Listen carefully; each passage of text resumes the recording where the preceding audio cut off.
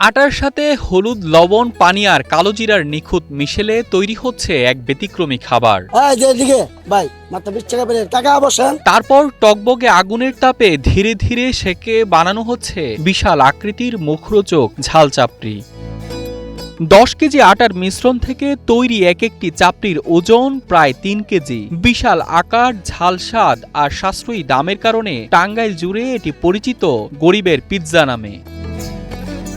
প্রায় 4 দশক আগে টাঙ্গাইল শহরের জেলা প্রশাসকের কার্যালয় সংলগ্ন অফিস পাড়ায় এক বৃদ্ধের হাত ধরে শুরু হয়েছিল ঝাল চাপড়ির পথ চলা। সময়ের পরিক্রমায় এই ছোট্ট উদ্যোগে আজ পরিণত হয়েছে টাঙ্গাইলের অন্যতম জনপ্রিয় ঐতিহ্যবাহী খাবারে। এলাঙ্গাল সাবাই ছিল এইটি বাসায় টিকাই নাই না বাইজা এই নাই না বেশ পরে আমরা দেখে পরে আপনার এলা ডিস্ট্রিক্টে বানাই টেনে ওই আপনার করা দিই ওই বাইরেতে থেকে বানাইতে আনন্দ নাকি না আমরা শিখছি ওইটাই আমরা ডিস্ট্রিক্টে মনে সবকিছু।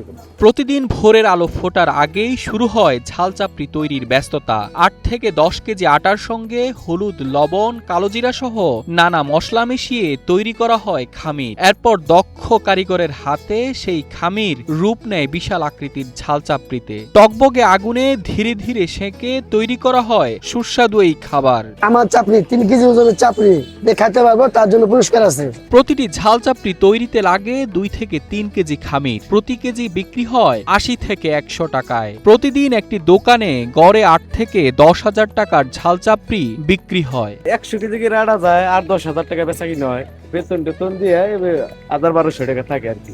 ঝাল চাপড়ি খেতে প্রতিদিন ভিড় করেন নানা শ্রেণী পেশার মানুষ। এর মধ্যে দিনমজুর, রিক্সা চালক এবং স্বল্প আয়ের মানুষের সংখ্যাই বেশি।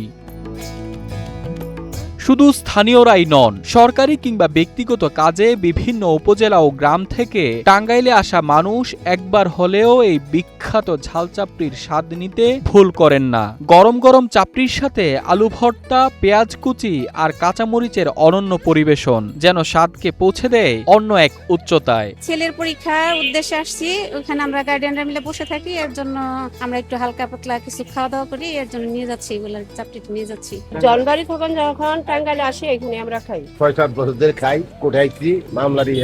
মাঝে মাঝে খাই, অনেকদিন ধরে খাই, দেখা গেছে 12-14 বছর। সবসময় না, কিন্তু মাঝে মাঝে খাই আমি। টাঙ্গাইলের গণ্ডি পেরিয়ে এখন দেশের বিভিন্ন জেলাতেও ছড়িয়ে পড়েছে ঝাল চাপড়ির সুনাম। বিশাল আকার আর ত্রিভুজ আকারে কেটে পরিবেশন করায় অনেকে একে মজা করে গরিবের পিৎজা বলেন। তবে নাম যতই মজার হোক, স্বাদ আর ঐতিহ্যের দিক থেকে এই ঝাল চাপড়ি এখন টাঙ্গাইলের অনন্য এক পরিচয়।